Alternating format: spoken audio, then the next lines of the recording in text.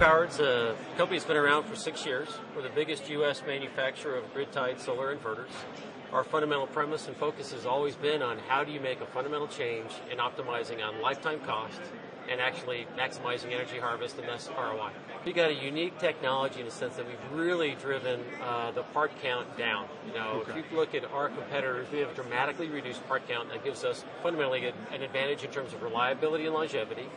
And also gives us, with a much more software-based product architecture, allows us to be very adaptable. As the proliferation of PV technologies grows, we're able to actually provide much more tuning and optimization of the inverter to literally optimize the system returns. Steve, inverters have always been like the Achilles heel of solar systems. Is that true? I mean, you hear it a lot, but...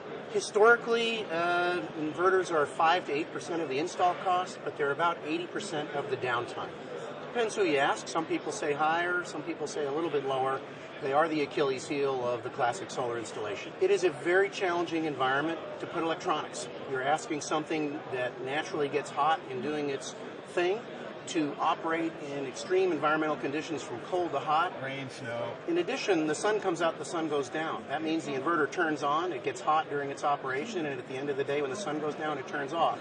It's thermal cycling every day from hot to cold. It's an extremely challenging environment for electronics. What we've done is start with a blank sheet of paper. We have people on our team from various industries.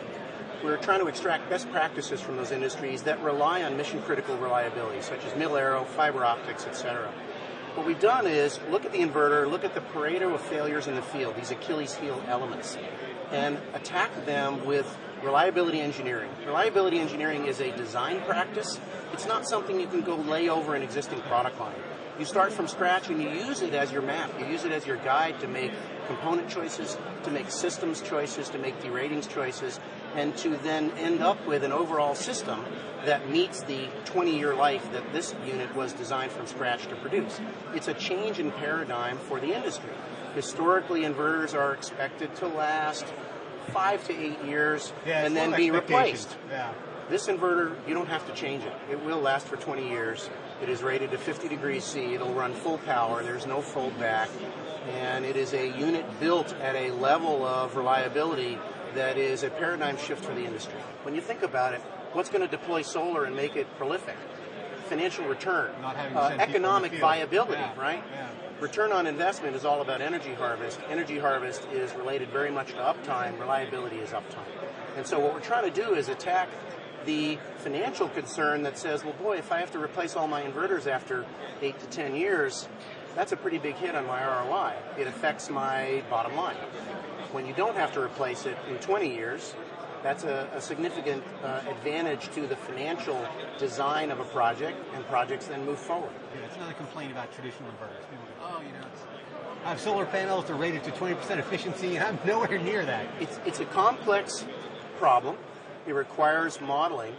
Overall, there's multiple components. Most people focus on efficiency because when you go to buy a car, for example, you get your EPA mileage. You know that that's not the mileage you're going to get, but that's the apples-to-apples comparison you make between models. It's something. Efficiency is something. It's a static metric in a dynamic world because the efficiency varies with the power coming into the inverter based on the time of day or the irradiance. It varies with temperature, etc.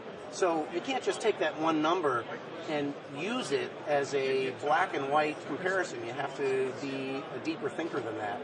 Microinverters. You hear a lot of discussion about microinverters. You're obviously, you're in central inverters. Mm-hmm. What are some of the things people should watch out for when they think about microinverters? Talk to the microinverter people. Yeah. It's the answer to all of your problems. Sure. Microinverters, I think, have a niche. There are certainly advantages to that topology for areas that will receive shading, for installations that have multiple pitches. I have a hard time believing the reliability of those will hold up. There are some claims out there. And you've got more units, too. Validating reliability claims takes time, it takes money, and it takes statistical sampling rates that it's a lot of effort. We're doing that on our inverters. We do endurance testing. We do quite a bit of stress testing. The microinverter people are doing the same thing. I'm personally not a believer in the claims that it is the ultimate solution. I think it has its niche, and I think there's some really creative and innovative solutions out there. The market will decide whether it's a viable technology. So we actually have three distinct channels. One is direct, literally to installers and integrators. Second is through distribution, and we also have some significant partners that OEM our product and literally sell it as a branded kit that they do with their PV panels. People are talking about consolidation. Is the same thing happening in the inverter market?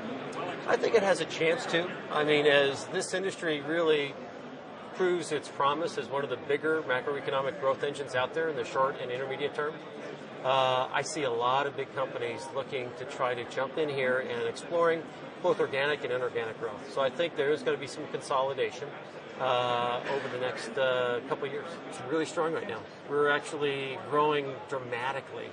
It's taken off, and surprisingly so, but we're really happy to see the business. We've more than doubled, literally, this year in terms of residential business.